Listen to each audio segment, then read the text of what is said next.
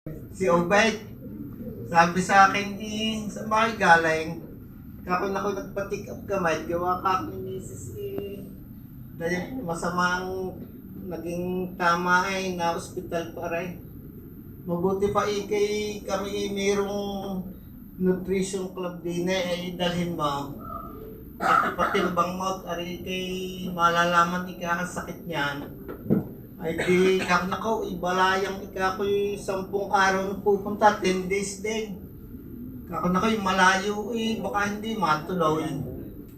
Kung makapunta man, sa layong baka hindi mapanay.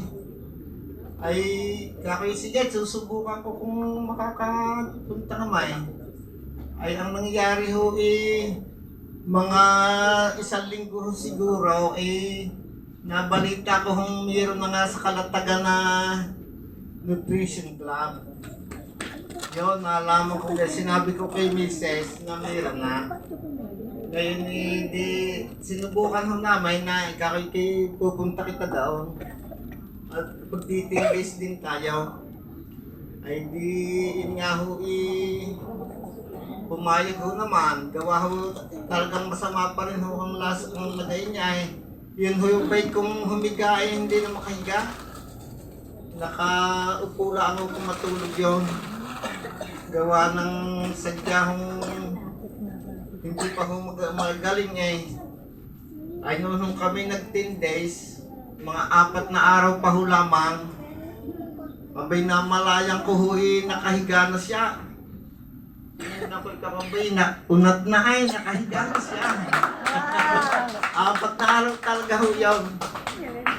Bago yung kong maglakad ay paglalabas kami nagpapacheck up, nainom ng shake ng Herbalife sa bayan. May dalahang upuan pa at bago makarating ho ng daan, mamamahin pa kung 3 bisis. At tuloy hapo masasakit ito.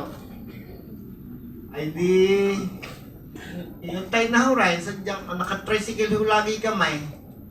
Ay di nung makalipas na nga ho, naka 10 days na, hindi na ho siya nag-uupuan, talagang diretso na. Kaya ho, bagamat malamig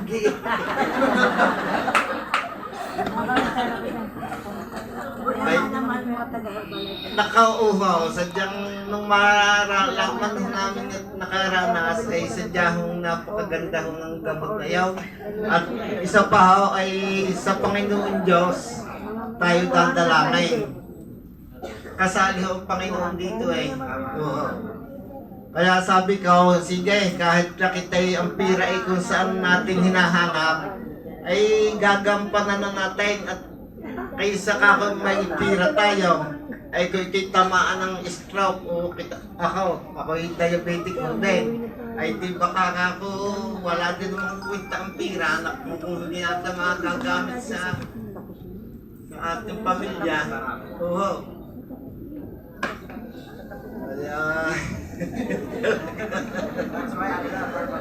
Kaya sa Herbalife po, huwag kayong manghinayang na kumain ito.